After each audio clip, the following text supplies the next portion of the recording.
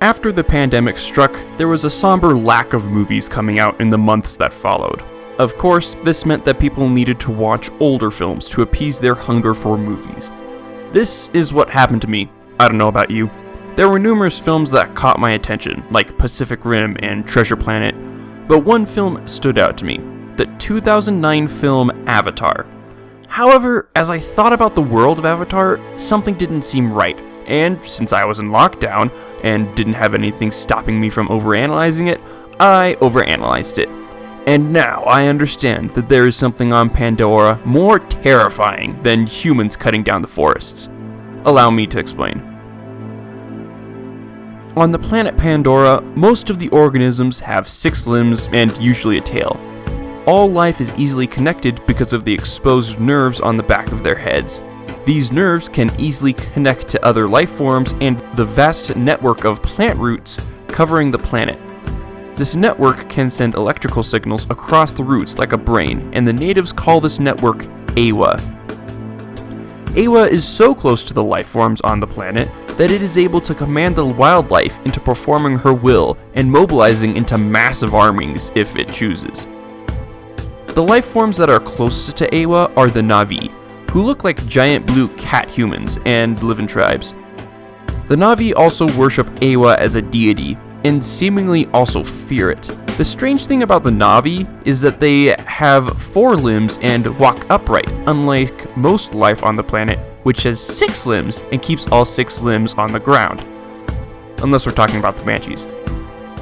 We do see in the movie where the Navi evolved from. Much like humans, the Navi evolved from monkey-like organisms on Pandora, but there are still questions that need answering, gaps of logic that don't make sense.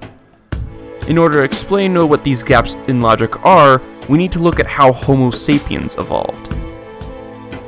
What many people don't know is that there is a long human prehistory that details how and why humans evolved the way we did. It started in jungles and thick forests. Swinging in those trees were apes. However, they didn't just jump out of the trees and take up spears to hunt mammoths in freezing locations. What happened was that those thick forests transformed into plains, and those monkeys couldn't swing in the trees as easily as they did before. Unless, of course, they evolved into flying monkeys by jumping several yards into different trees. Could you imagine guarding a picnic from one of those things? Because of the change in the environment, the apes needed to move onto the ground. When that happened, the monkeys needed to see what was around them, or else they would become food for the closest lion. And thus, apes started walking upright. More specifically, one lucky primate had a mutated trait that made them walk upright, and when that one ape had an easier time surviving, they passed those traits to their offspring. These walking apes became known as hominids. Somewhere along the way, hominids used tools more often, these walking primates migrated all over the world, bows and spears became popular weapons, hominids began hunting things much bigger than themselves, more variations of hominids began to pop up until one of those hominids rose above the others and they then took over the world while the other variants went extinct. That one variant of hominid that took over the world is us, Homo sapiens. As the more astute listener might have noticed, the evolution of Homo sapiens was a cause and effect. Because the trees became more spaced, apes needed to move to the ground. Of course, I didn't include all aspects of human evolution, but you got the gist. The Navi appear to have followed a similar evolutionary path. They evolved from apes, began to walk upright, they've invented the bow and arrow, they hunt animals, and have a certain amount of intelligence. But there is still something missing.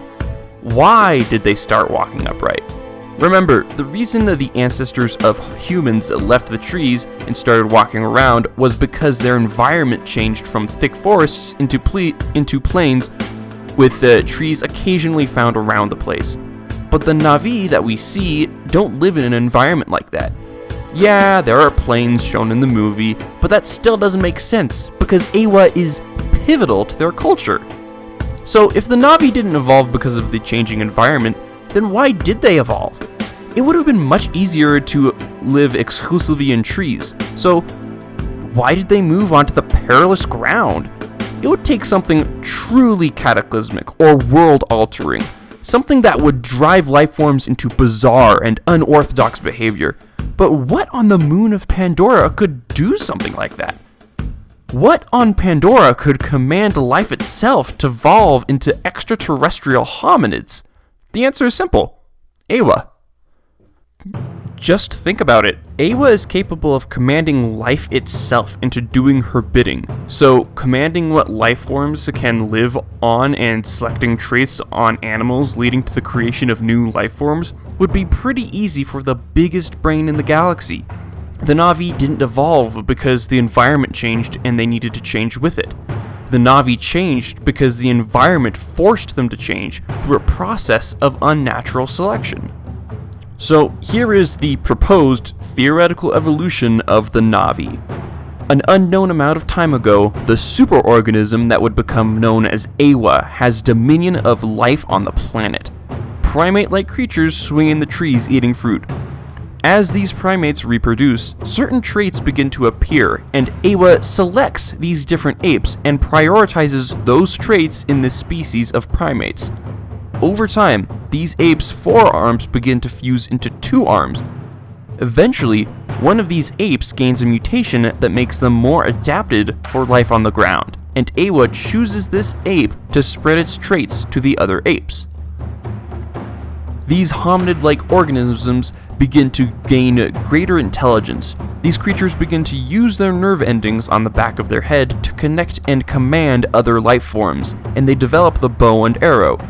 These developments continue in this race until they eventually become the Navi that appears in the movie. But now this raises another question. Why? Why did Awa create a whole new life form? What purpose do the Navi serve to Awa? Why did Awa create a life form that can command other life forms like Awa can? Did Awa just decide that it would play God because it was bored? Did it create the Navi to be servants to protect itself? Or was it for a purpose that is more sinister? What does this entity want? And that is the true terror lurking on Pandora. I feel like there's more for me to talk about here, but if I keep going on rambling, I'll probably go off topic.